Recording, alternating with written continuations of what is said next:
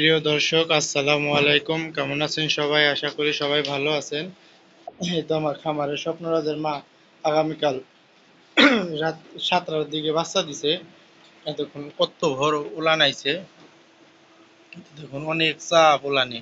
তাইতে যে নারা ই হাত দিবার যায় না, একবারে বিষ হয়ে গেছে উলানটা। গাভী আন্দাজ উলান বেশি এসে গেছে তারিখে। এই দেখুন কত উলান আইছে,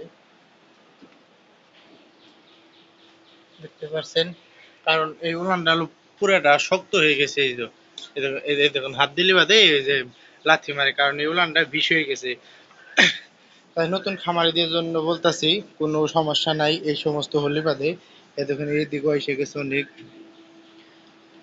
এই তো কারণ এই সমস্ত উন্নত মানের বড় গাভীর, ডাবল বডির গাভীর এই সমস্ত হয়ই, কোনো সমস্যা নাই। গাভীর বাচ্চা দেওয়ার প্রায় 27 দিন আগে থেকে হয়। আমার এটা তার কিছুদিন আগে থেকে হয়েছে, আপডেট দিয়েছে, আপনারা তো দেখছেনই। তার কারণে ওকে বাচ্চা দেওয়ার আগের দিন, আগে 5 দিনই খাওয়াবেন।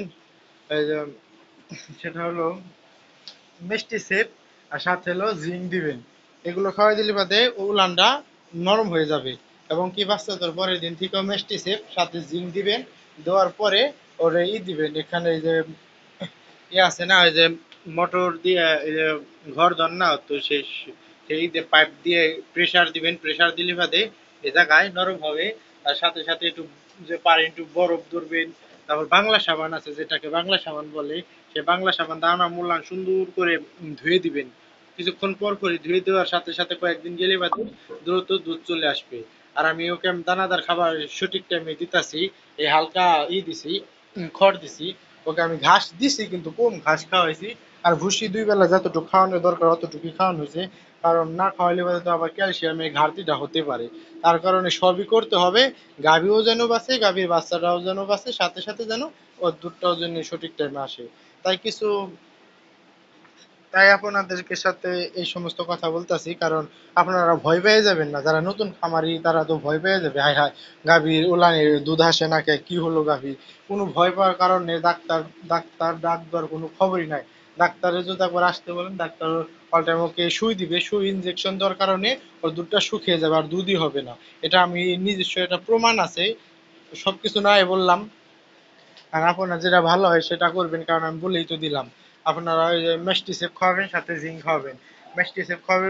মেস্টিসেপ খাওয়াবেন মোট 10টি কৌটা। ওই বিয়ানের আগে 5 কৌটা খাওয়াবেন, বিয়ানের পর 5 কৌটা খাওয়াবেন, তার সাথে সাথে জিঙ্ক দিবেন। দিলে বাদে দ্রুত ঠিক হয়ে যাবে।